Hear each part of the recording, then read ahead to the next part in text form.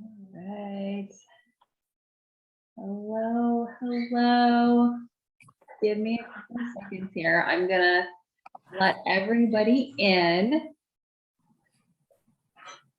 And then I'll give you a little bit of a rundown of what this is gonna look like.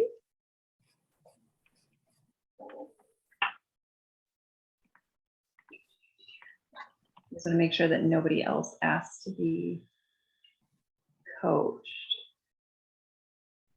I want to make sure everybody gets an opportunity if they would like it. And I think we ticked those boxes, which is great.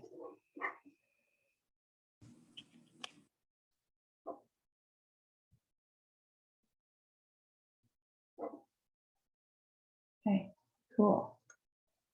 Has everybody been getting able to get into everything okay inside the membership so far? Okay, there were a couple of snafus, so I apologize for that. But if you're still having issues getting into stuff, please send me an email.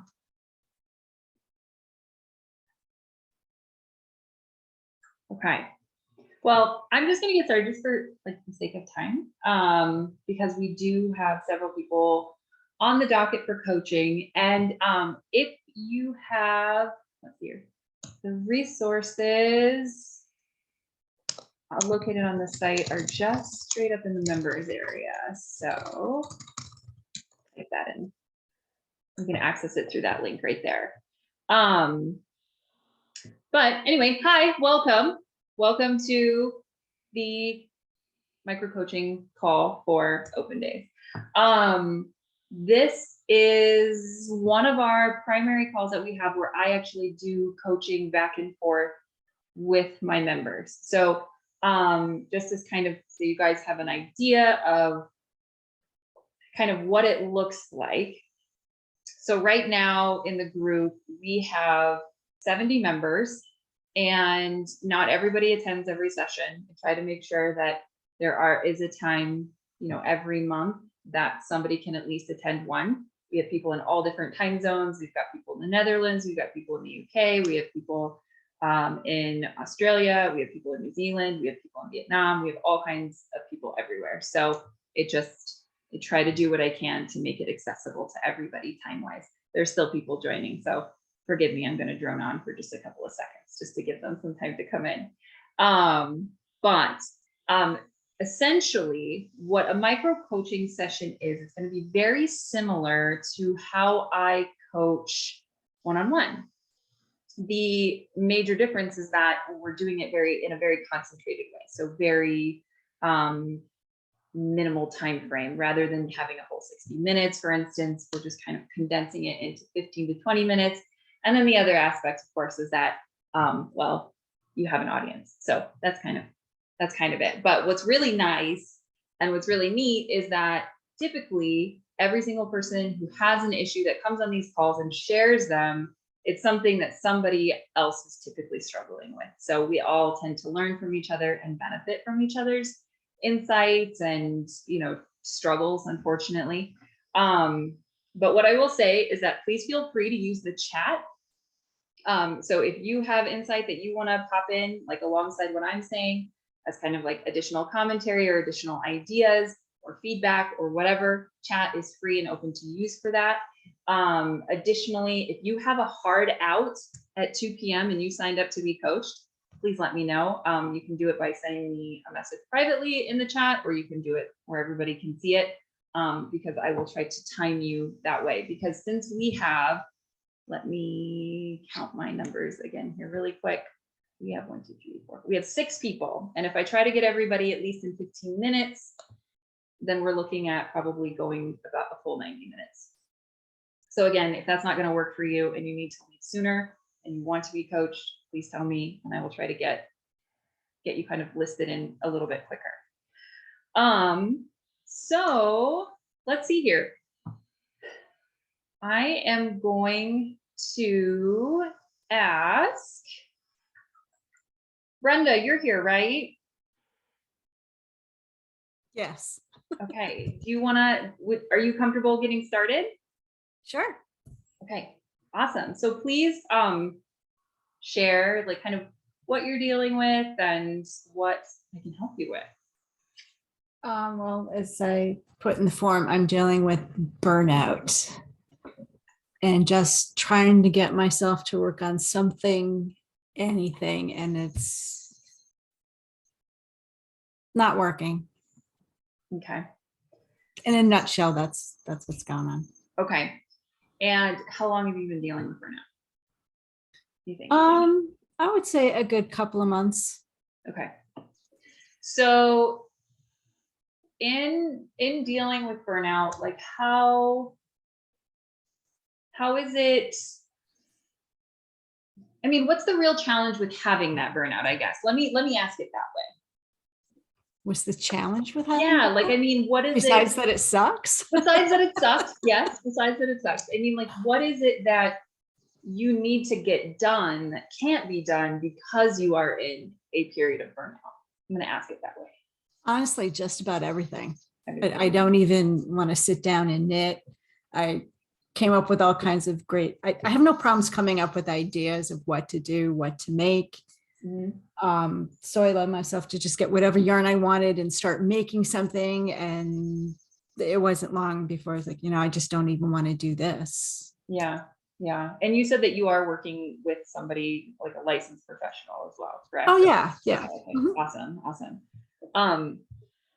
Now, as far as like business wise goes and how that impacts kind of what you're doing there, I mean, it impacts everything. Yeah. I mean, I've gotten to the point where I honestly forgot to do my newsletter on Friday, and I like doing, I really enjoy it. And I thought, you know what? I'll just wait till next Friday. Yeah. And I'll get it out then. Which is, yeah, I mean, that's fine. So, I mean, do you put a lot of pressure on yourself to get things done? I don't think so. I mean, there's a lot of stuff medically going on now with my husband. So I'm just went from me being in the frying pan to him being in the frying pan. And I'm taking care of all that administrative work that goes along with medical and work and his end.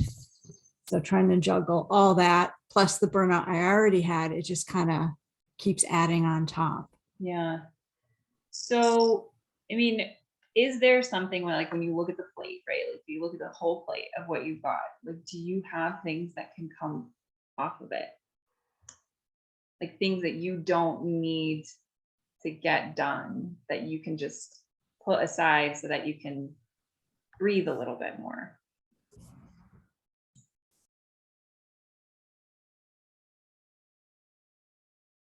Oops, so sorry.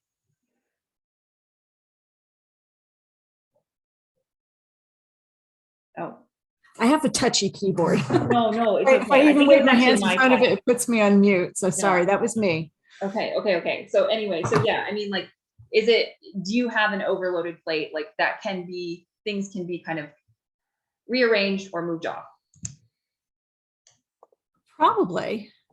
But like I said, the problem is just trying to get anything done. I've literally just let the whole thing slide. What's the minimum that you can do? Month. The minimum? Yeah, the bare minimum. What's the bare minimum? Probably my newsletter. Okay. Yeah, I mean, because if like the newsletter is something that you enjoy, and we know in marketing that newsletters are incredibly powerful, so it keeps a connection going, then can you just focus on doing that one thing until you can kind of break through some of the sludge that you're working through? Yeah, I could do that. And then not feel bad about it. That's the other key, like not feel bad that you're not doing anything else. I mean, it's hard because there's all kinds of opportunities and they're just sliding by, and it's like, oh, look, there goes another one. And so it's hard not to feel something about it. Yeah. I don't spend all day beating myself up, but. Yeah. But I mean, the most important thing though is yourself. I mean, when you're the one who runs the business, right, even if opportunities are floating by, and they're, slipping out of your hands, you have to make you and your mental health a priority. I mean, that has to come Right. first, because if you don't do that, then you can't ever do anything. Right? Does that make sense? It's like, if you Yeah, because don't- that's exactly what's happening. right. And the trick is to get yourself to a place where, when you're in the burnout, it's horrible, and it takes time to get out of it, like a long time. I was there last year, and it took me maybe 3 months, maybe 3 full months to actually like get out of it, including medication, a literal leave off of work, seeing a therapist, like going through all of this stuff just to kind of even just make any sort of a breakthrough out of it, and then starting to build on that. But the goal is once you can start to make those movements out, is to keep things sustainable so that you don't end up here again. Right. Like, it's figuring out kind of what are those small things, what's the minimum amount of work that you can do that's still going to ensure that that the business runs, right? That the business functions. And maybe it doesn't thrive, but all it needs to do is function. And it's okay if it doesn't thrive for a little bit. It's okay if the opportunities go. There will always be more. There will always be more. So I don't know. It's so hard. It's so hard because I don't have a perfect answer for burnout, right? Like, it's one of those things that it takes so much to get out of it. So much. Well, something you said that I haven't come across yet was the difference between it functioning and just thriving. Yeah. So that's helpful there to change the mindset. Yeah, absolutely. How am I going to make money this month? Got to make money. And I can change that to, how do I keep contact with the community I've built? Right. And just focus on that. Right. And I think that, you've already said the one thing that I probably would have suggested is, if you can keep up with your newsletter list, those are the ones who are the most connected to you and that want to be the most connected to you. So if that's something that you genuinely enjoy, which we should all enjoy writing our newsletters because of that reason, then, do that. Do the thing that lights you up. If it's just one thing that lights you up, that keeps you connected, that's bare minimum. That's all you got to do. And then, money is a need. We understand that. And money can be a want, above and beyond a need if the need is being met. But it is also one of those things that you're going to be the priority here right now. Right now, you're going to be the priority. The business is going to be the priority. So, thank you. Yeah. Yes, you are welcome. And I am really sorry you're dealing with it. I hope it comes like a little bit easier to get out of it soon. Me too. Yeah. Oh, okay. All right. Let's see here. Alejandra, are you in here right now? Hi. Yes. Hi. Okay. Can you, I know you sent in kind of what you're looking to get coaching on, but can you give me a little bit of a rundown, give us a little bit of a rundown of what you're thinking and what you're needing some help with? Yes. Well, I'm Alejandra. I'm in Mexico City. And right now I'm working towards building a sustainable fashion brand. Hopefully it will be launched early next year. Right now I'm in the testing phase. I'm testing fabrics, I'm testing natural dyes, eco print. I'm like in that phase. But so right now I don't have anything to sell yet. I don't have my collection. But a few months ago, I opened an Instagram account as myself as a designer building this brand. And I started posting some content about my work, the tests, but I stopped because I figured out that I don't know what the communication I want it to be. I think that right now that I want to build a community first before I have any products to sell. That's why I opened the account. Um, but I'm struggling because I don't know if I should talk to my followers as myself, like me as a person behind this brand, or to talk to them as a brand. And I think the reason I'm struggling is because I know, I mean, it's just me in the business that I'm building, and I think it's gonna be like that for maybe a couple of years. Eventually, of course, I want to grow and I want to have a team, but I want to communicate that even though it's just me and that it's just a small business, that it has the potential to grow and to fulfill their needs. So I don't know if I can do that, like just talking like me as a person, or if I should talk as a brand. So that's where I'm struggling a little bit. That's actually a really good question. So when we think about connection, when you think about, like, can you think in your head of certain brands that you feel connected with? Like that you feel like you really, really love? Now, are you typically more, okay, what are those brands? Let me just, do you have a couple that you could name? Maybe that we've heard of or not? Yeah, right now I'm more into small brands. There's one that's Thread and Sprout. Okay.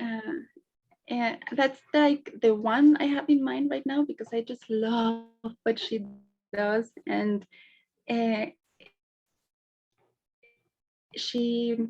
connect with her like as a person and as a brand, and that's like my ideal right now. Like I would want to have that kind of business that connects with people.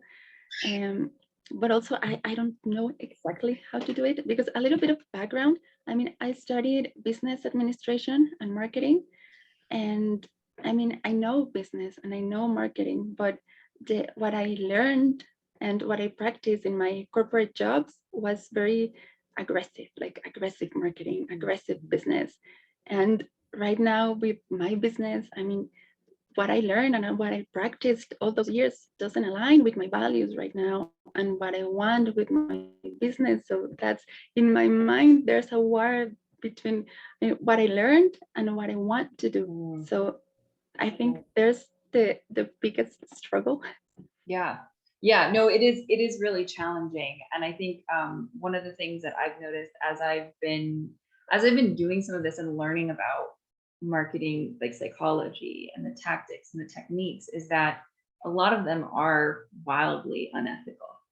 And the problem is that they become so prevalent that what happens is something called ethical fading, which means that people stop believing they're unethical because they're just happening everywhere. They just expect that, like, oh, that's very normal. Like, we see this all the time.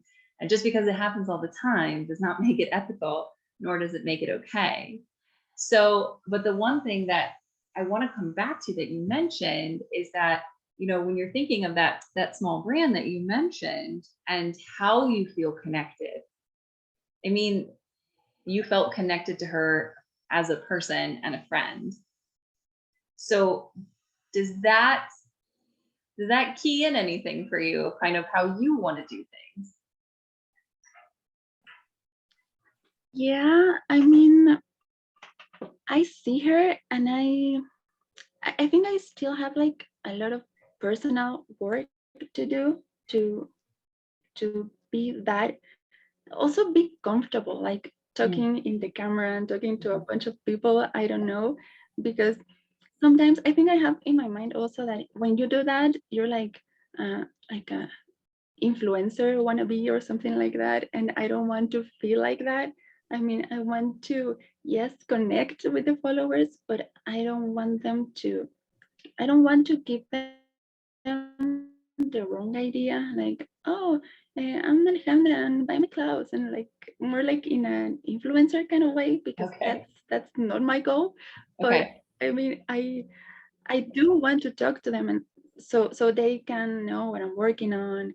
Uh, but I don't know how personal it has to be, or just like, yes, I'm the designer, but that's it, and that's all you get. Or also like, yes, I'm struggling with this and I'm struggling with that, like more personal. So I Yeah. don't know the tone that I need to Yeah. make. And so, okay, there's a few things in this. And the first one is kind of that number one, like that fear, the fear of kind of what other people will think and what other people will perceive. So the one thing that I want to remind you is just that what other people think isn't any of our business, right? So all we can do is put our best foot forward. We can't worry about how it's going to come across to everybody else, because we will go crazy. We will go absolutely crazy. All you can do is show up as exactly who you want to show up as, share what you feel comfortable sharing and showing up as. But when I think about whether it's do I show up as myself versus do I show up as a brand, like the difference is that right now, right, you are the face, the owner, the manufacturer, the marketer, you are everything in your business. And you have the benefits of being one person, in that you can have that more personal connection as a from me to you sort of connection, right? And when we look at the brands typically have to come forward as brands because they are not one person, because they are so many people and they are trying to emulate the connection of me to you.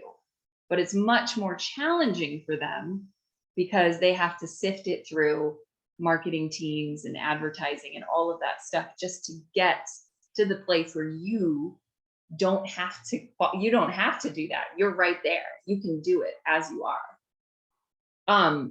But I would say when it comes to like how much to share, that's going to be completely up to you and how comfortable you are sharing things. I don't ever feel like it's a great idea to just throw your heart on the table, like ever. It's one of those things that, like, if you have things that you have struggled with, it's typically better to talk about them after you've worked through those struggles, right? So they talk about sharing your scars, not your wounds, right? Like actually working through all that stuff first. But if you feel more comfortable sharing smaller things, right? Like I'm trying to think of some examples that are just like, these are not great, but excuse me, but like, if you're sharing a picture of your pet, or you are sharing like a recipe that you made, or you're sharing a book that you just read, like that's still very personal stuff, but it can keep boundaries around the content that you don't feel people need to be in. And capitalism is starting to teach us at this point in time and where we are in capitalism that everything that we do and think and feel and believe has to be commoditized, has to be made profitable. And that's just not the truth. It's not the truth. And you are allowed to have boundaries. And you are allowed to say, like, I'm not going to talk about this right now. I may not talk about it ever, and there's nothing wrong with that. Nothing wrong with that. You need to just find the things that are going to connect you to your people, right? To the people on the other end. And that doesn't necessarily mean, again, like throwing your heart on the table. It's just, what's going to matter to them and what's going to help them connect with you.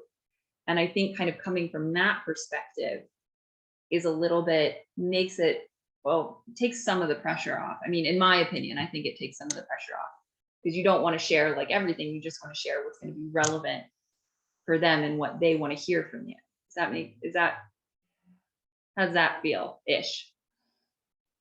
Yeah, that's actually very helpful, because I've been struggling with that, but your point of view really helped. And I think I know what strategy I'm going to use now. Okay.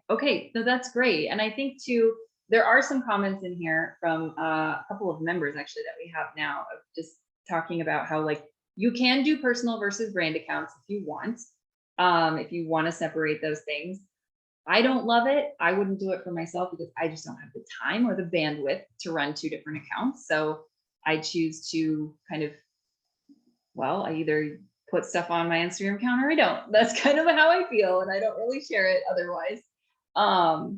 And then yeah, Jen Parasini here. So she's our assistant coach in the FBC. So if you guys are like, who's this person? Know her. She's great. She's fantastic. But basically, like, I do think she's got a really key point here, and that thing about feeling like an influencer is so interesting, because no matter what, all of us are going to have some level of influence that we have over other people, no matter what. Even in just like regular everyday interactions, we will have influence over certain people because of certain things.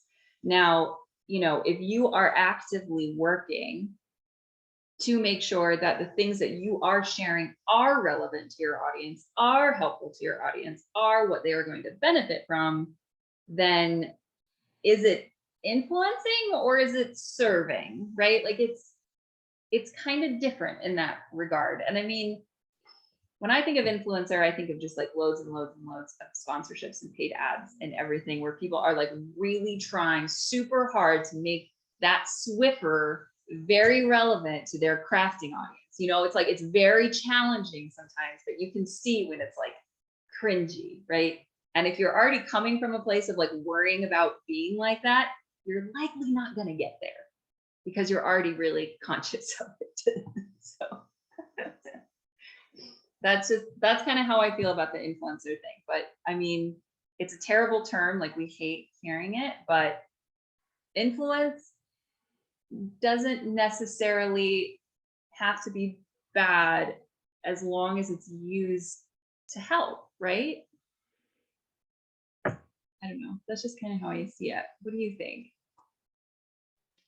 Okay, yeah, no, it's really helpful actually. And I'm gonna read those comments, and thank you so much. And for the people who commented also, thank you. Yeah, thank you so much for bringing that. Okay, let's see. Jen, are you still here, Gagley? Yes. All right. Hi. All right. So just for context, everybody, I've known Jen for a really long time. Mm-hmm. So back before you were doing books and things. So this is exciting. But yeah, so tell me what's up.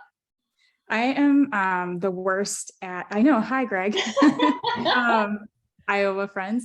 I am terrible at marketing patterns. I give up really fast. I'll share something like once and I know I should do more, but I don't want to be repetitive, or I don't know what else to say. Some of my patterns like take off and it's a kind of accidental, and some of them sit there and do nothing. And I feel like they could do so much more, but I don't know what else to say about them. And I don't know what to do. I don't know what to do. Okay. So now have you thought at all about like, these are the really basics. Like, have you thought about like target audience and like foundational, like why you do what you do? Have you gone into any of that? Kind of. Okay. Barely. Okay. Yeah. Okay. All right. So I would recommend starting with some of those things, right? Like why, like your why, and in a couple of ways, right? So how I like to phrase it is like, you think about why you want to do it, right? And why it needs to be done for you, right? To support your family, to whatever. And then there's, why do you do it for other people? And I think that's a really key thing, because when I think about like your designs and the way that you've served in the past, like there's a very specific audience that is benefiting from what you do, right? Like people who, number one, want to look cool, right? So, I mean, I want to look cool too, but I don't think it's ever going to happen. But like, they want to look cool. They maybe find knitting intimidating, maybe, or they just want something that's kind of accessible, right? Like accessible to them at their skill level. Mm-hmm. And it fits a certain aesthetic too. Like your stuff has an aesthetic, and built into the way that you've had your photography done and that your books have been formatted. And like, that's going to draw a certain type of person to you, right? Yeah. I don't know So, what to do with that. okay. You don't know what to do that. All right. So, But that's really good because I haven't really listed that out. okay. So then the question that we go from there is that, all right, so if we know kind of who we're serving, right? And maybe, have you ever thought about why you design, like, for other people? Yeah, I just love to share it. I mean, because I teach in high schools too, and I love to share like knitting is cool and anybody can do it. And I mean, that's kind of what I like. I don't know. That's Okay. I don't know. So I think there's something with like, I think there's something here too. It's like kind of like alt knitting, right? Like a little bit alternative, a little bit, I don't know, like your style is it's so you, right? And like when I think of you, I can like pinpoint it like that. But what I would say is that, or what I would ask next is that the person that is being drawn to maybe the aesthetics or something, it's like, what are they looking for? What do they need? And it's really hard with patterns sometimes to be like, what do you need? But what do they want to feel is a really good question. And what values do they want to reaffirm, right? Because a lot of the things that we do, the way that we spend our money reaffirms our values. The way that we spend our time reaffirms our values. And, you know, the things that we do with the things that we've spent time and money putting those things together reaffirms our values almost always. I mean, I use a stupid example of like, I saw a watermelon slicer at a grocery store, and I was like, this solves everything. I never buy watermelon because I don't want to slice it. It's so hard. And so I thought this will make my life easier, right? It will be easy. But what am I reaffirming as values? Is number one, I want my time back. I'm not going to waste my time cutting a watermelon because it's horrible and I hate it. And number two, if my friends come over and they see me slice it like with cool sliced watermelon that's very uniform and perfect, I'm going to go up in their estimation, right? Like I'm going to be amazing to them. And that's going to make me feel really good. So now, okay, can you think of anything off the top of your head that like your patterns, what they would do, or your books or whatever, what they would do for someone? Some of I do a lot of chunky patterns, and those are definitely time, like you can make it in a weekend or you can make it in a like 2-week period instead of like months. So I do forget to mention that sometimes, or yeah, it'd be great for beginner knitters, but not, it doesn't have to be a beginner knitter, but yeah, it, can be. Yeah, no, and that's a really good point. So you've got, and we do have a generation too that really likes instant gratification. So as much as we'd like them to all slow down and like knit very intricate things and like be super, super into the craft, it's like, it's not going to happen for everybody. So like when you're looking at talking about that, like you can do it really quickly, or if you just don't have time. I never have time. I don't have time to knit ever. So yeah, like something that looks quicker. Sometimes I'll go for a crochet pattern because I know it's going to go up faster than my knitting is. Yeah. But kind of looking at kind of what those needs are. So if they're a younger audience, what are those needs? The needs are to, maybe find a hobby that they feel, maybe find something that they feel like they're good at, or maybe give them the opportunity to try something new, allow them to dip into creativity, allow stigma to be removed from knitting, which I think it mostly is, but it's still there. But I think like there's a lot that can be said about it. And what did Jen say here? I always have to look at what Jen says. It's pretty good. So not everything you say about your pattern or product has to be a sales pitch either. Yeah. So yeah, I mean, it's hard. You're right. Like, yeah, I mean, it's a conversation, right? Like what you're doing is serving them. So how do we serve them?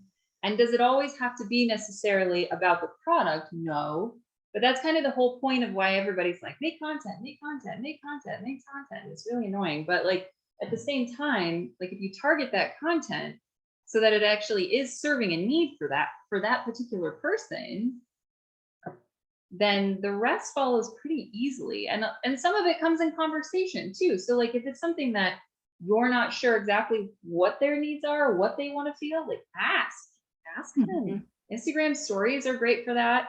Newsletters are really good for that.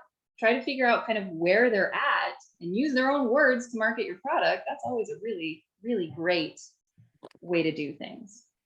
Okay, so Nora says that, oh, it's good for ADHD brain. Yeah. Yes. And now that we are finding that so many of us in the crafting world have that, it's nice to have some things like that. So patterns we make are usually the how we achieve our goals and not the end goal. Yeah, you can treat it about the big why. Yeah, so yeah, coming up with kind of like your purpose, like leading with values, right? Okay, so there's it's kind of trifold, right? Like so you lead with your own values, which are going to be shared typically by the audience. Like, what do you believe? Why do you believe it? Why is it important? Et cetera, et cetera, et cetera. Okay, and then you have the person that also believes this and has like their own things that they are wanting in life, whatever that may be, right? And then you find a way to speak to that, right? Like you find a way to just build conversations around that, either with them, and that's highly recommended, having those conversations with them, more so than to them, is really key. Because again, like you will learn. So the more that you learn about who you're selling to, it's only ever positive. It's only ever positive. Yeah. Because I feel like I'm just doing like, here's that sweater again. Here's the sweater again. Like, okay. No. Yeah. And there's so much just, I mean, there's so much to that, right? Like, so there are, if you think about it, like, all right, so somebody's got a sweater pattern. So what's going to be the biggest challenges around that? Maybe it's styling it, styling chunky knits can be challenging sometimes. Yeah. So like, how can I style it? Or what kinds of patterns, or like visible patterns can I make it in, like stripes, or can I do whatever can I or like, how cool is this going to make me look, right? Like I keep coming back to that. I know cool is like really a structure, like a social construct, but I feel like it really applies to me. I mean, anyway, but because is this your actual background of your house? Yeah. Okay, so yeah, so you have a cool stove. So sorry, you make cool things and you have a cool stove. I think cool fits here. I think cool.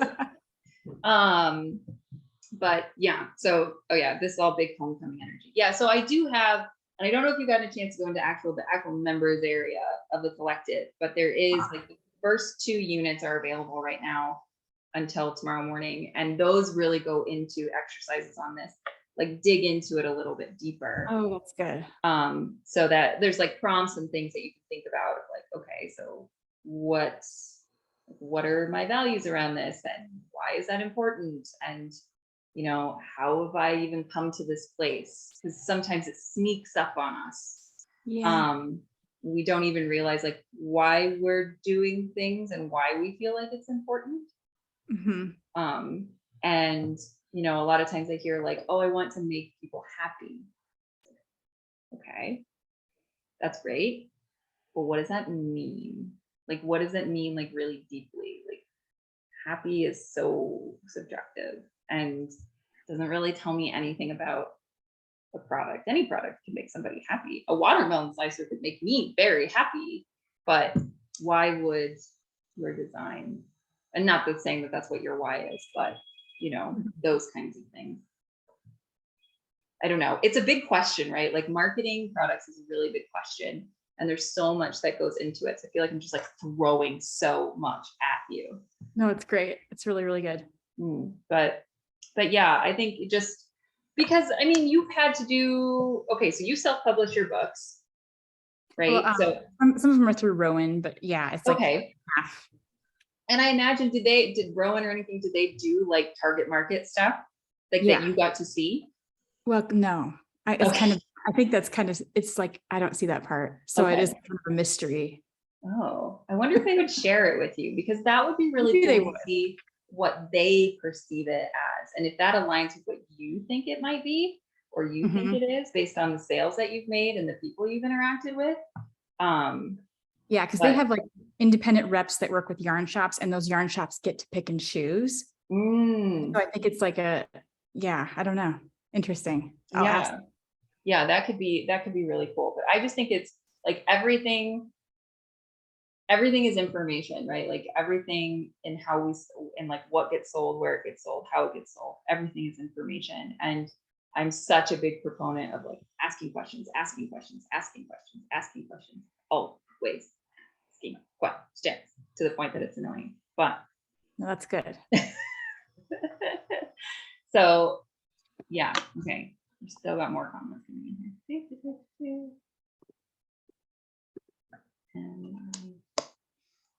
Okay. Another interesting idea might be think of the last 5 patterns you remember being released over the last few months, not yours, and go back and see all the ways those designers talked about and featured their patterns. Yeah, that's definitely a really good idea. She is a designer, so she's slightly more helpful in this specific stuff than I am.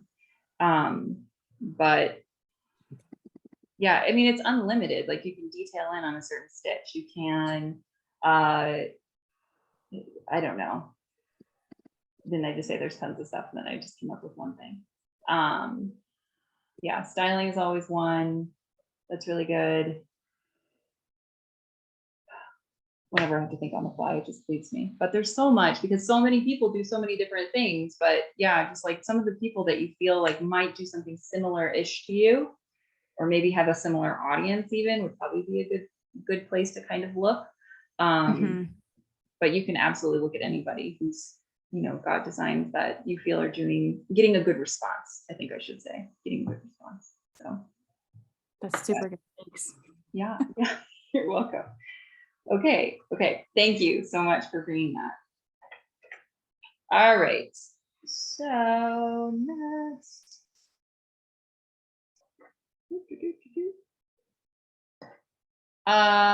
April, are you still here?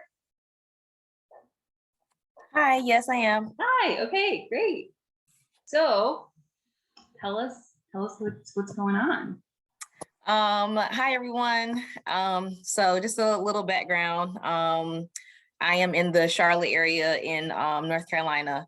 And so just kind of started my fiber kind of art business. I'm an educator and a new mom. So don't really know how I'm having the time to do all this. Thank you. But I love doing fiber art. So specifically latch hooking and locker hooking are my mediums. And so with locker hooking, it's fairly new to me. It's an older technique that I've seen, but apparently not a lot of people know about it at all. And so trying to market something where it's not really, a lot of people don't know about it, it's a good thing for me because I'm just like, oh, there's a market for it. But then a lot of people are just like, well, what is it?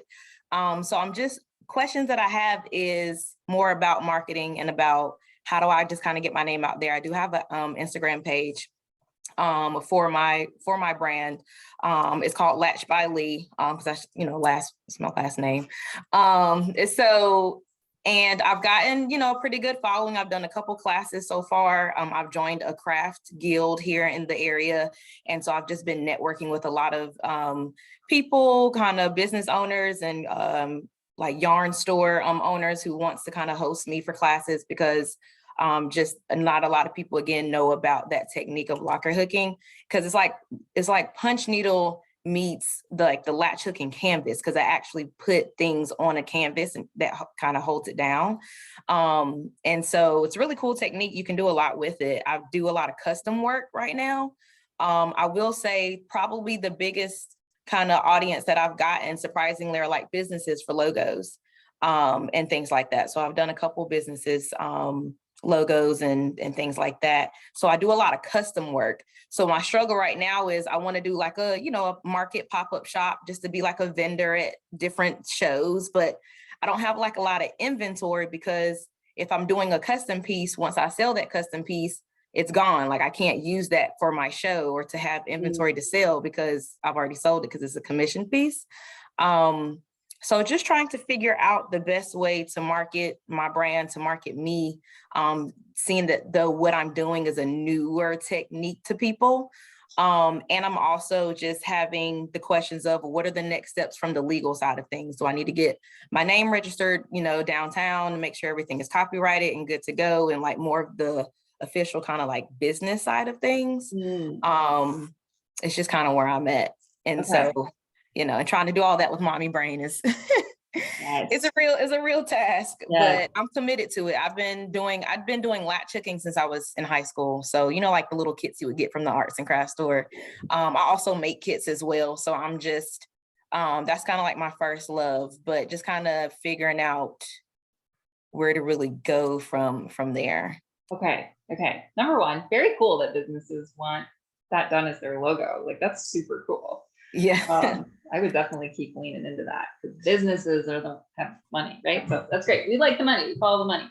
Right. But okay, so ultimately, like, the way that you want your business model to look like, are you looking at doing more kind of like teaching people how to do it, or selling things that have already been made, or just teaching people how to do it and then maybe having kits and then just doing custom work by request? I don't think I've narrowed it down to just one specific thing, because all of what you've mentioned I've done before, except for like the pop-up shop inventory thing. So that is one area that I haven't done. I've done classes, I've done, kits and things like that. I enjoy that because, like I said, I'm an educator, so I love teaching people about my craft because it is something new to them, and I love like being in that kind of environment. I would like to start focusing on having like a set base and a set inventory and just things that people can just go and buy, or they see me out at a shop, they know that I'm going to have these kind of like set type of pieces. So that area I'm kind of struggling with a little bit to balance out with a custom commission piece and getting ready for a class on top of just having like set pieces that are just there available for purchase for people to just kind of want. Yeah, it sounds like a time juggle for sure to try to make all of that work. Well, what I will say is that it may be that you're still kind of in a place of figuring out what that business model is going to look like and what you like doing, right? Because maybe you do make finished pieces and then you ultimately decide, oh wait, I'd rather just teach, because that's kind of where technically teaching usually garners a little bit more money-wise than like the products themselves. So Right. debatable, and we need to fix that, right? So but I think it will be a matter of kind of testing the waters to see what you want to do. Because if you're still kind of getting your hands in all the pots, we don't really know what that looks like yet. Now, if you're going to be doing a market, I don't believe that markets need to be full of inventory. I do not believe that people need to like rock up and have tons and tons and tons and tons of stuff. It's just clutter. It's clutter. Yeah. I think minimal is best, because when our brains are overwhelmed, we choose nothing. And we know this because Gordon Ramsay, the restaurant guy, bases his whole thing about menus on that, right? Like, you don't want too many things on a menu. You need to give them simple choices, like just a few choices. It makes things easy for everybody. You too. So what I would do, what I think might be kind of cool, like if you're doing something in person, is maybe do a demo while you're in person, right? Like, then you could be literally using the time to kind of make something. Obviously, highly recommend speaking with your customers and not just sitting the whole time, because I've seen that at a lot of shows and I don't love that. But like, I do think that if it's something that people aren't familiar with, that makes much more sense to spend some time showing people what it's all about. Because if you are going to be selling kits, you doing it right there in front of them is going to give them a better idea of like what it's going to look like once they have that kit. And I think too, when you said that, like, it's great that most people don't know what this is, and therefore there's lots of room in the market for it. But on top of that, that's a lot of opportunity to provide education, information, content, et cetera, et cetera, et cetera. Kind of a gold mine when it comes to like the internet, like using things, trying to sell online, writing things in a newsletter, writing blog posts. You're going to have a much more expansive base to work off of, because there's not that much information out there. And even if there is, I always say this anyway, even if there is, you might be the best person to teach it for any given human being. So even if somebody else has done something already, there's still room for you to also do that. So, I mean, that's kind of what I would say. I mean, it's really going to be figuring out about what that business model is going to look like for you. Like, how do I want to make money? You know, is it through commissions? Which still, like, business logos, that's so cool. So cool. I really like that. But you know, if you end up finding like the inventory doesn't sell very well, I would rather just do kits and teach, then then you haven't invested a ton in inventory. You can do a few pieces, see how they do at a pop-up show, see how much time you have to do it, because putting together kits might be a better use of your energy, and your time, especially if you're limited because you have a brand new baby. Maybe it's better to kind of start small and build, or just kind of focus in the stuff that feels manageable and feasible, so that you're not pressuring yourself to get tons and tons of inventory made for a pop-up shop. Yeah. So, Yeah. does that make sense? Yeah, it does. Because that's what I guess what I'm trying to figure out now is what is going to be kind of like my main area that I want to focus on. I like commission pieces. I know there's a lot of pro and cons to it, but I like making things specific for different audiences and for specific people. Whether someone wants to get it as a gift for someone, or like I get the most inspired when I can kind of talk to someone and get an idea and put some things together.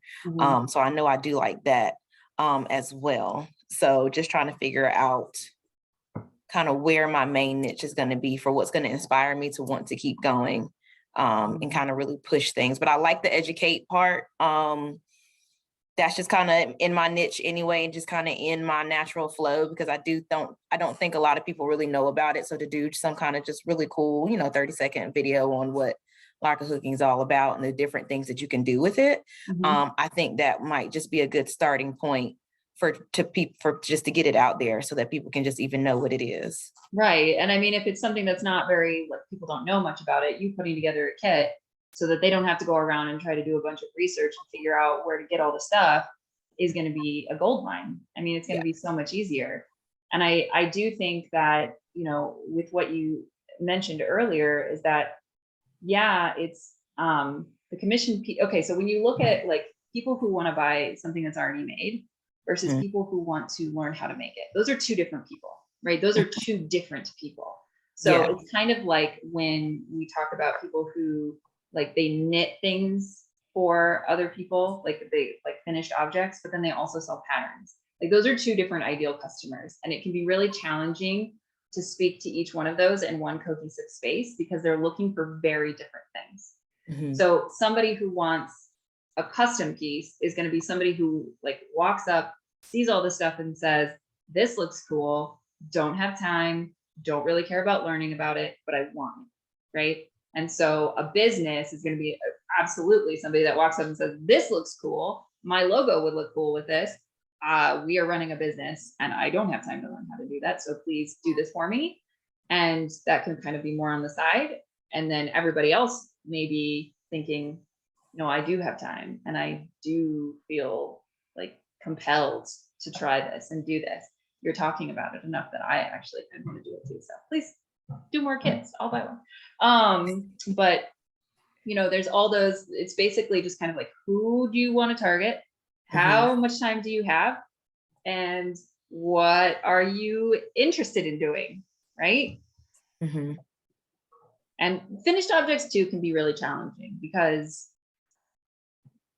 most people look at crafts and assume they are women's work or whatever. And then they just go, well, I could get it cheaper at Target. Not saying that we could with the locker hooked item, but like most of the time people look at things like that and say, I can find this cheaper somewhere else. They're not really willing to put forward the investment that it really should be worth because it's handmade, it's your work. You've put the time and the energy into it. And so sometimes that's a challenge in and of itself, just convincing people enough like that this is actually the value, because value is perceived and you have to like put that perception in their head if they don't already have it, or if society has taught them not to have it. So that can be a little bit of a challenge too.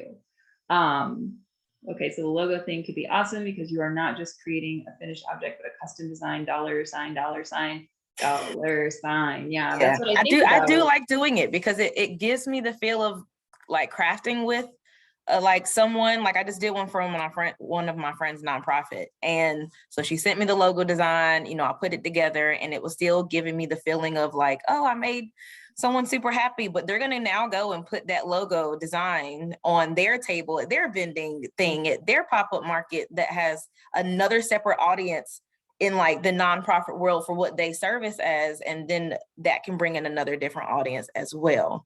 So that's kind of where I think that might be where I'm going with it. And then the kit thing is for other people who want to do it. So I'm even thinking about maybe in the kit, in the paperwork of all the kit and the packaging of it, like, oh, here's a QR code to a quick little video, because a lot of people aren't going to know what it is. So if you're getting a kit of locker hook, you kind of still, you do need to see it first, to be honest with you. So the demo idea I like as well, because people just haven't seen it. And so honestly, if you look at locker hooking on YouTube, they're like, the videos are pretty old. So to do something kind of cool and like funky and like now more modern in 2022, I think that would be really just a good, cute addition. And I work with kids, so that could be something that my kids could get even involved with as well, and kind of talk to their friends about.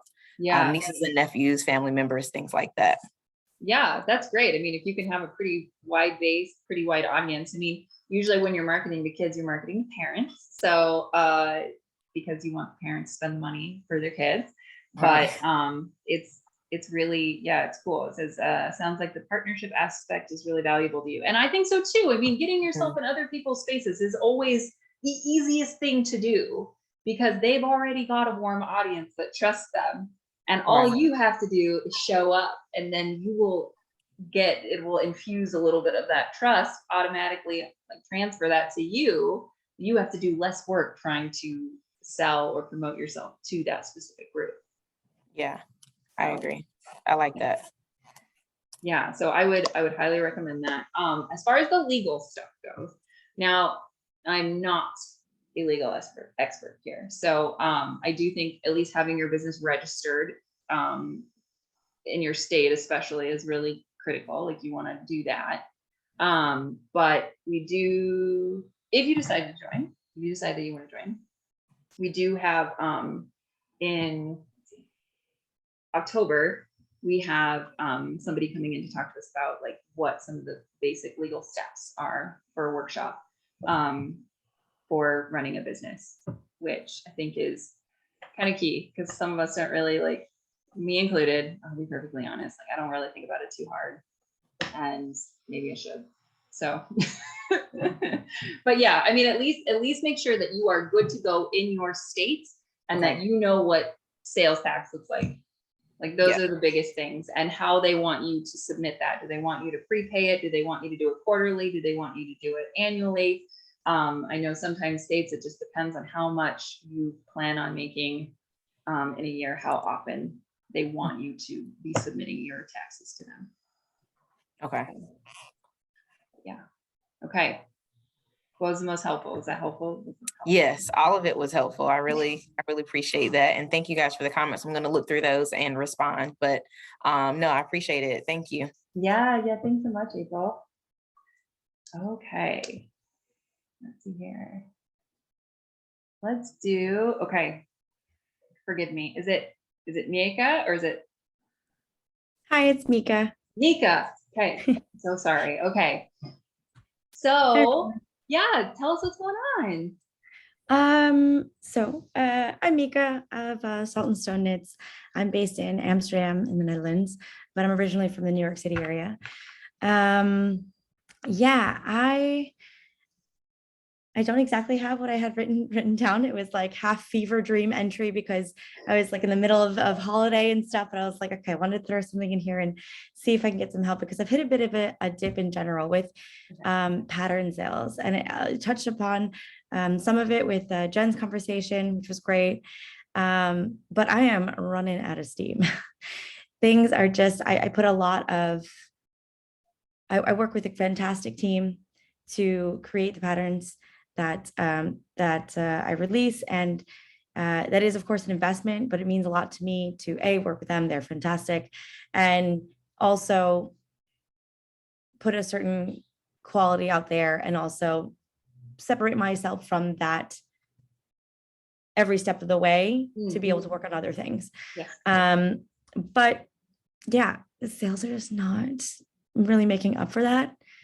Even if I kind of pare it down a little bit on how much I spend in it, and just the grind of social media and newsletters is just exhausting, you know. And then I'm sitting there doing the 14th take of some awful reel, and I'm like, what am I doing this for?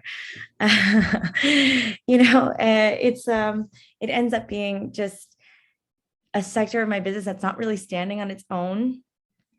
And with every release, trying to kind of jump on this hamster wheel again and get excited for things, try to translate why they would want it, let alone need it, or, you know, also creating this false sense of urgency doesn't necessarily feel great.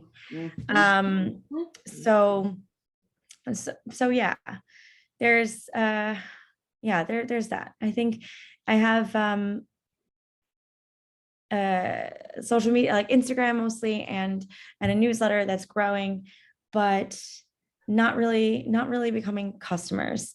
So any tips on how to, I know like target audience is definitely a part of that, but any tips on keeping that energy up, coming up with some social media or newsletter plan.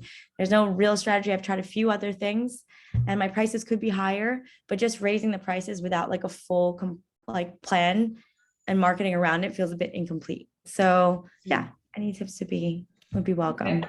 Well, I don't know. I might be in the minority of this. I think you can raise your prices. I think pretty much everybody in here could probably raise their prices and we'd be fine.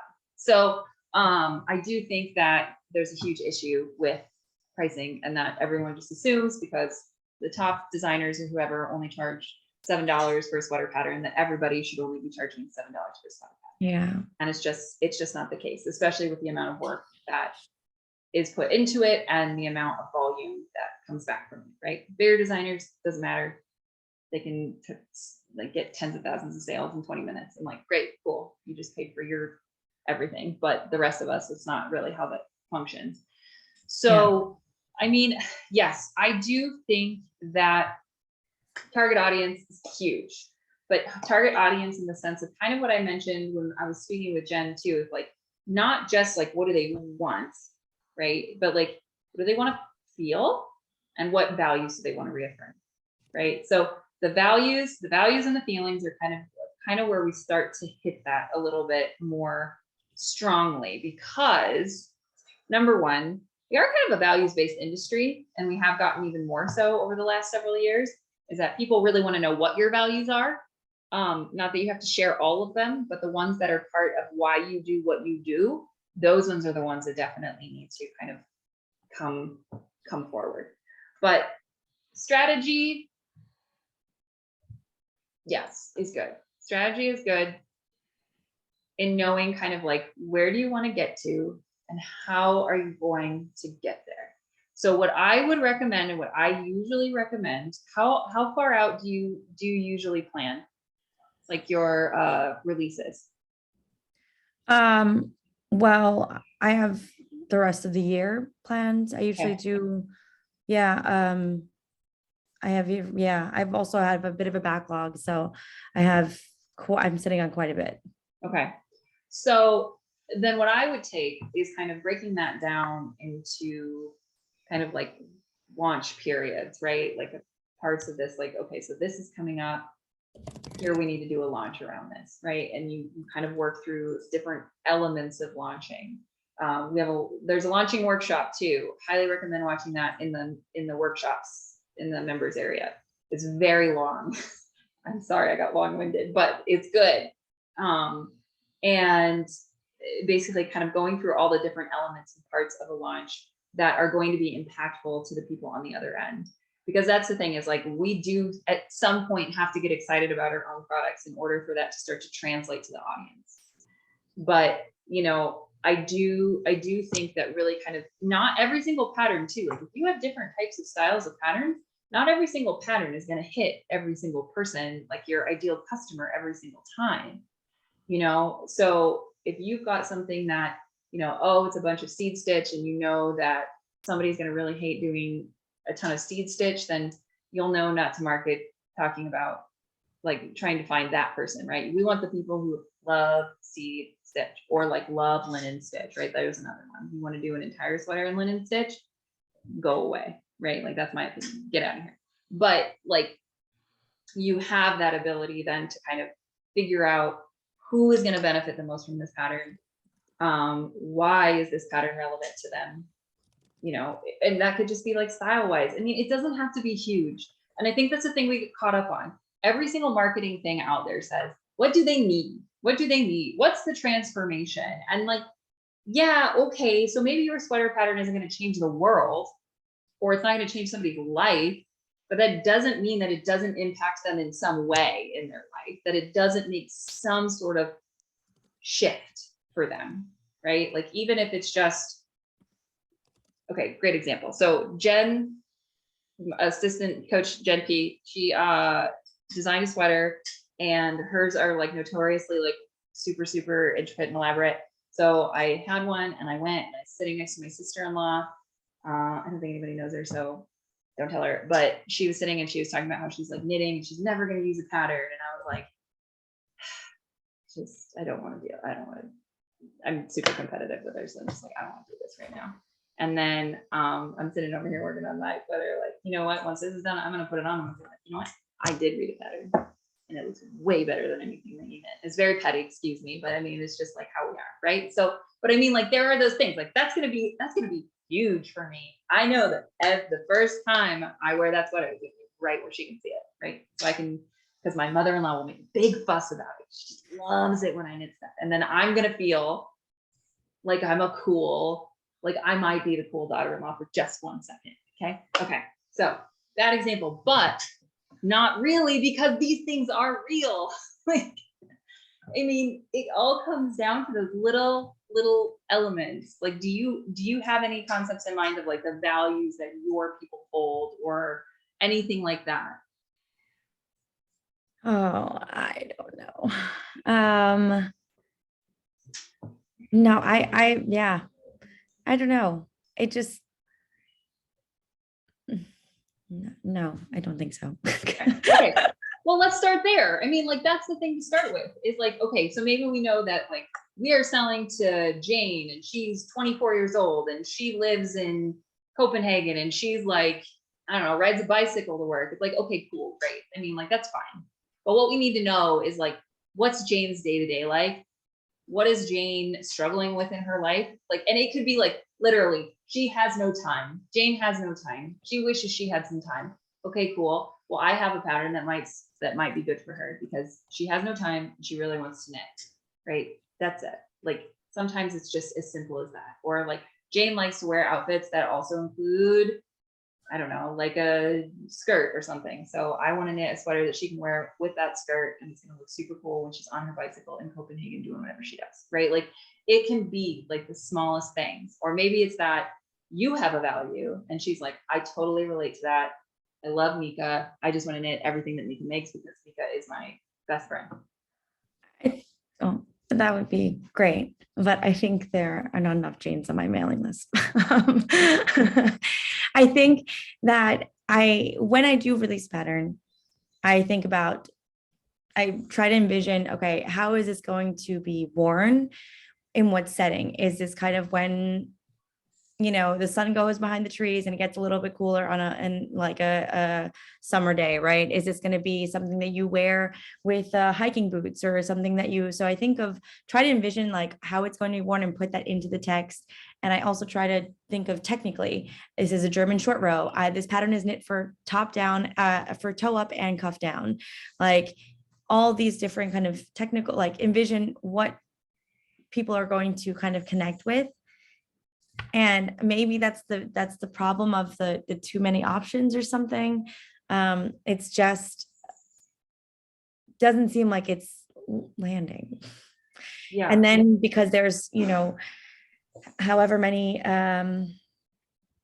or yeah, just the urgency to kind of take them over to say, okay, this pattern's like,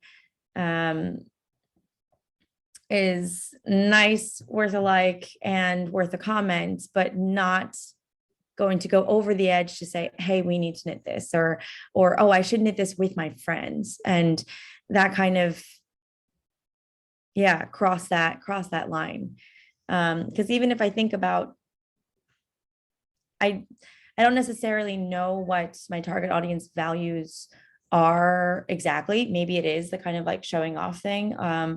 Or, my most recent one, I have in baby, child, and adult sizes. So you can kind of do matchy stuff, like to see if that lands on anybody. I don't know exactly what they're trying to achieve, but from a technical and from a technical knitting side, and from a like, oh, can't you just imagine yourself on the beach of this side? I've been trying to paint that picture. Mm-hmm. And yeah, I don't know what I'm doing wrong. Okay. So there's probably a couple of things is like, it's simplicity is best, focus is best, trying to kind of hit those points of like, like you're saying, like, here's the picture I'm painting for you. Here's all these things. Okay. And then the other element is just considering what the buying stage looks like. Like if you've never done any customer journey work, highly recommend it. But Sorry, can you repeat that? Customer journey work. So we did some workshops on this back in the FBC back in March, and we've got some videos and worksheets that we put together that people can watch. But it was basically like, where is your customer before they ever find you? And then what stages are they going through before they're actually comfortable making a purchase, right? Because that's a thing, and that doesn't happen overnight. It doesn't happen, oh, I just saw this, I want it, most of the time, unless it's some sort of like cult phenomenon. But usually it's usually like a 9 to 18 month process. Like it's long, and they have to hear about this particular thing. They say it used to take 7 touches for somebody to feel comfortable buying. Now they're saying it's 9. So, and that kind of speaks to, Jen, what we were talking about earlier with yours, is that talk about it once, it's great, but people literally need to hear about it like 9 times. Each person needs to hear about it 9 times. And keep in mind, you also have an algorithm working against you. Somebody may not have opened your email once. You've got all these different elements that like, you have to talk about it way more than 9 times, and in different ways that kind of land. So that's why content creation is important, but it can also be really exhausting. So, I mean, what I would probably do if I were you and I were in this situation, I would go and I would create an epic survey, like on Google Forms or something. And I would start to ask tons and tons of questions of like, you don't necessarily have to go into demographic stuff, but like, do you have a desk job? Do you work full-time or part-time? Do you feel like you have enough time for knitting? Do you like this type of stitch? Do you feel like, what time of day do you like to knit the most? I mean, literally get into the stuff that nobody generally cares about, because it's going to matter. It's going to matter when you get a full picture of kind of what this person or group of people look like. Then it may help too in you trying to figure out, what am I going to design next to tick these boxes? Because that may be it too, is that, maybe we just need to get patterns in front of them that are, that are more geared towards what this person needs or wants in any given moment. What do you think? It's kind of a lot, but. Oh, sorry. I thought you said, oh, sorry. I thought you said something else. No. I just, yeah. Yeah. Yeah. I think an epic survey is a good place to start. I've done some like stories, polls, and kind of gathered a little bit about that, about how people want to see me show up on social media, but not as much about them and kind of what they're looking to get out of it. Yeah. Which is key because we are human beings. And one thing that we love as human beings more than anything else in the whole entire world is talking about ourselves. We love giving our opinions. It is so much fun. So if you give them a place to give you all of their opinions, they will take you up on it. And you can be incredibly transparent about it. You know, you can literally just be like, listen, I need your help. I need to know what to make next. And I know that like you're going to be the ones who are going to want to knit these things. So please tell me, like, just tell me everything.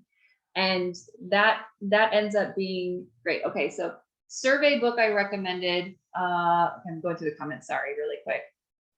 So, okay, so Julie said, after I'm done with the launch, I'm so sick of hearing myself talk, and that's how I know I talked about it enough. That's so true. Same. It's just like, I literally can't say one more word about it, or I will jump out a window. Like, then I know, okay, I think I did it. I think it's actually usually like, once you're sick of hearing yourself talk about it, you just need to talk about it just a little bit more, and then you're done.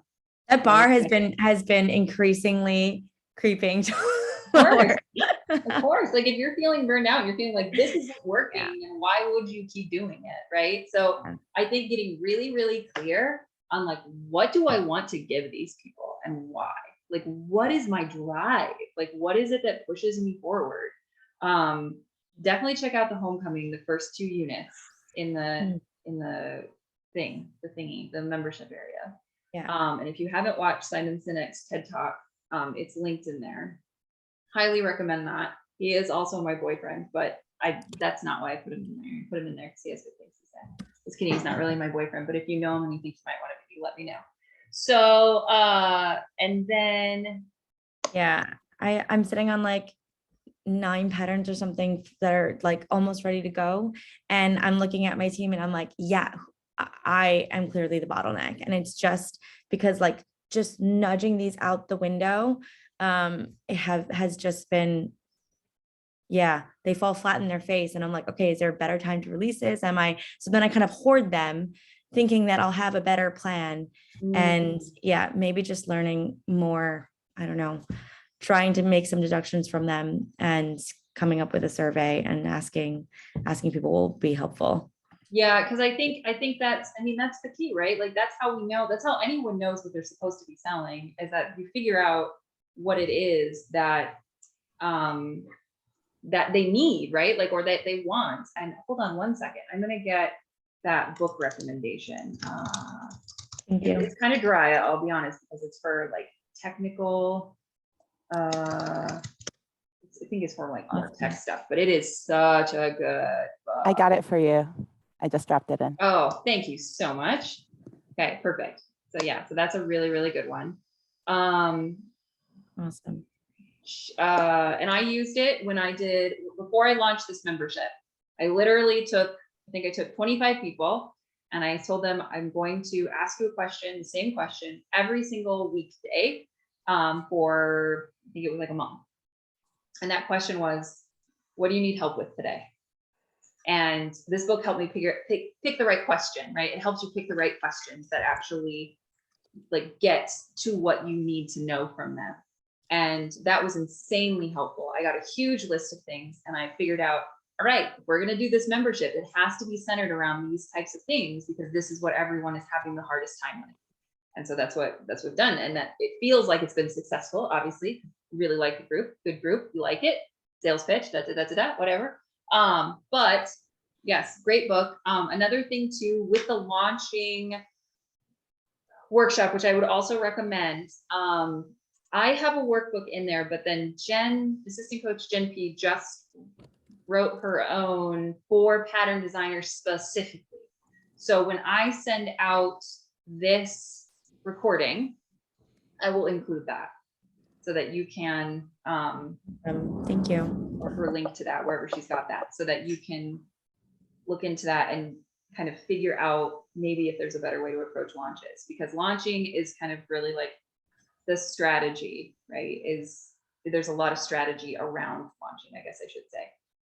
You can read books about it. If you want to read Launch by Jeff Walker, you can absolutely read it. might feel a little bit oily at times. It did to me, but Amy Small from Knit Collage is a freaking case study in there. So obviously it works, you know, but you just have to figure out like what elements feel good. And when you talked about too, just to touch on this really quick, not wanting this false sense of like urgency, don't play into that. Don't do it. Don't do it. I mean, if you don't want to do it, you don't have to do it. There are other ways to make sales that don't include that. Don't include being gross. If it feels gross, right? Like if it doesn't feel gross, great, do it, whatever. But if it does feel gross, you don't have to. Personal anecdote number 965, that I'm not going to do it with this one. I'm not going to do it with this open close period. Like after that, I'm not going to say like, oh, you only have X number of minutes to get in here, or else you lose access to this or discount or whatever. I'm not doing it. I'm just going to come forward. I'm going to say, listen, if you got in there and you liked it and you feel it's for you, go ahead, sign up. Here are some reasons why I think now could be a good time. Sales are slow for everybody, blah, blah, blah.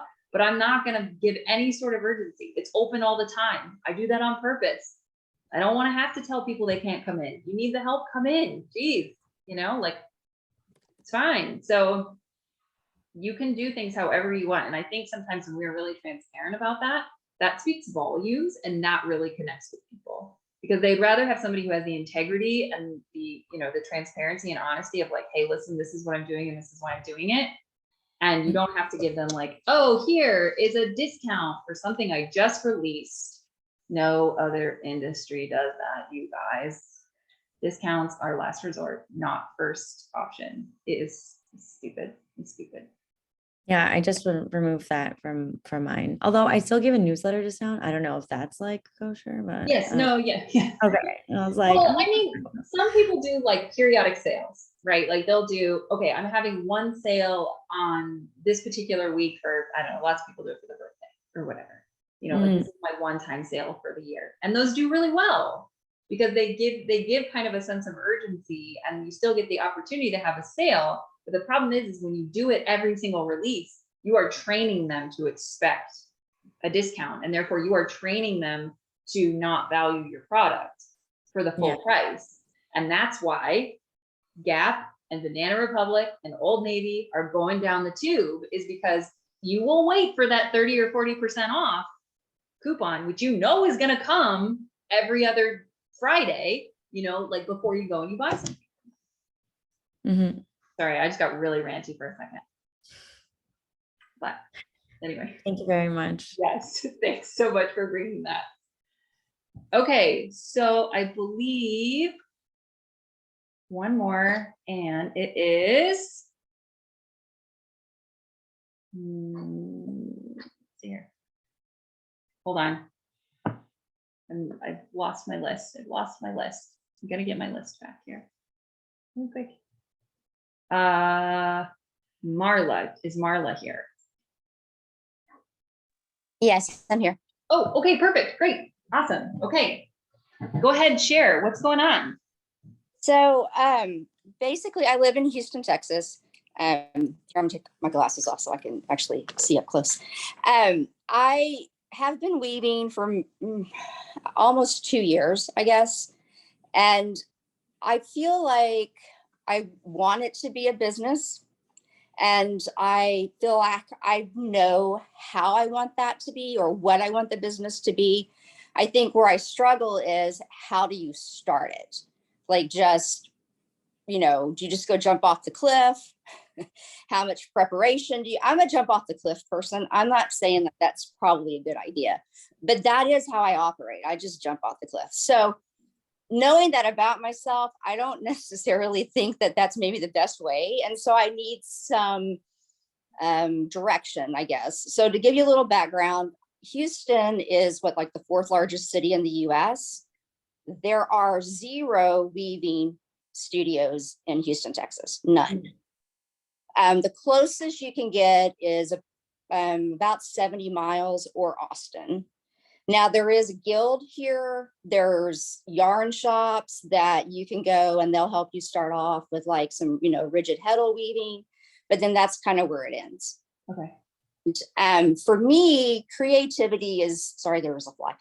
for me, creativity is therapeutic. And, you know, when you go to a yarn shop and they have like knit alongs or they have Wednesday night knit group or whatever, something about being in that collective with women, men, just people is therapeutic, right? You sit there and you knit. I don't knit, but you know, like if you knitted, you know, and you're with these people and it feels therapeutic. So I want that for weaving, not where I have to drive 2 hours, but where it's available. And it's not. So I'm thinking, all right, I'll just make it available. I can do work. I mean, I could sell a product, I could, you know, sell, but I'm not somebody that I think could do commission work, because if I don't like what you asked me to do, I'm gonna have a really hard time finishing it. Sure. Like it doesn't spark my interest. So I'm gonna be Right. like, it's drudgery, right? Yeah. So I can sell, you know, like I can make something, I could put it out on the market, and if it sells, that's awesome. And I mean, that's a component of, I guess, my business model.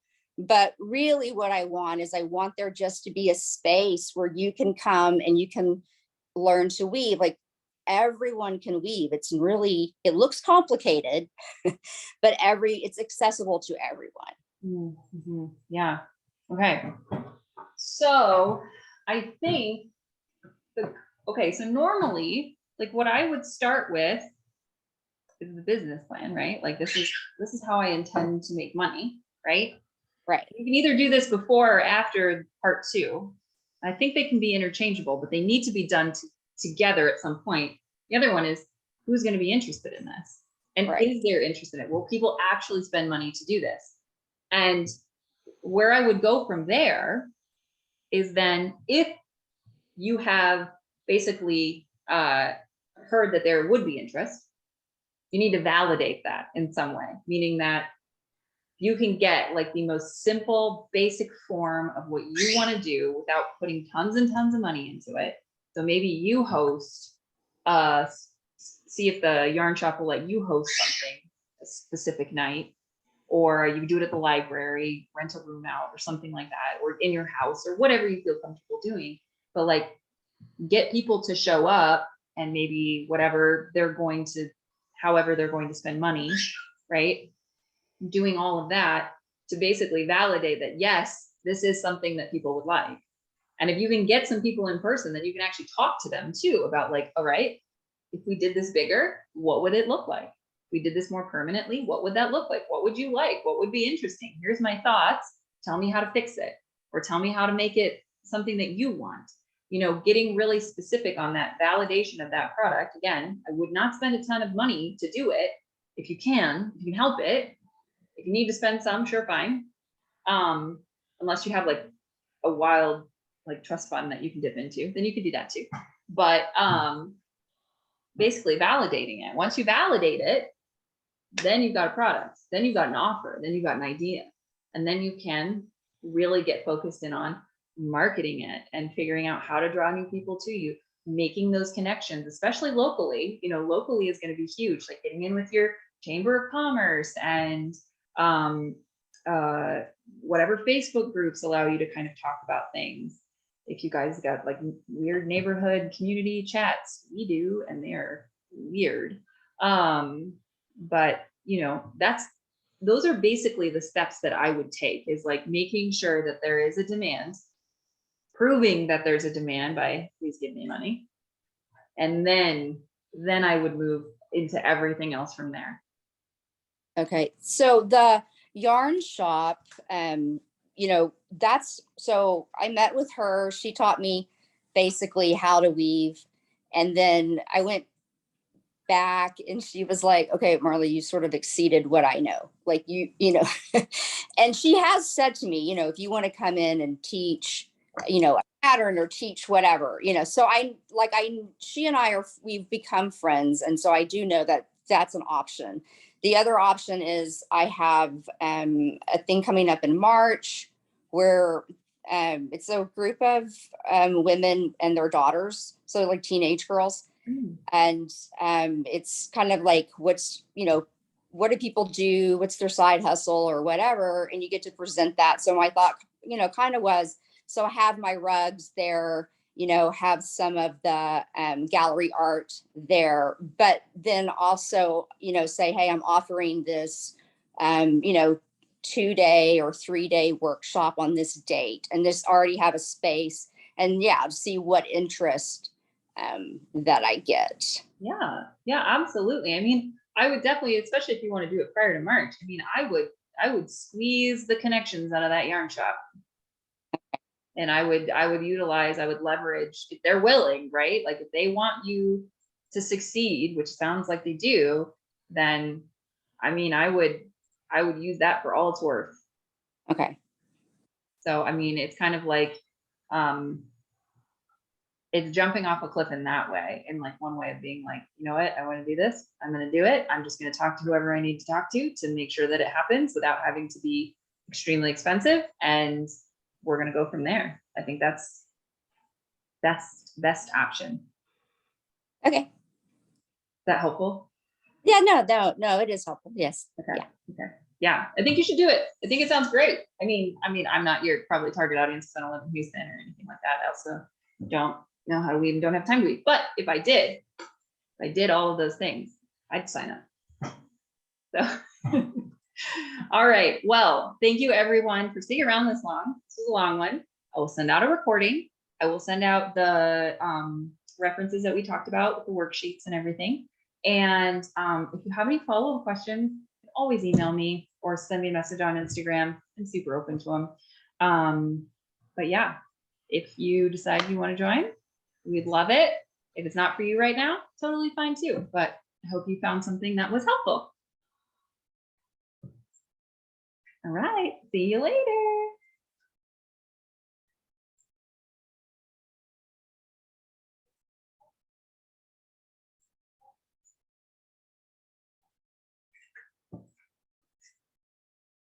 Thank you.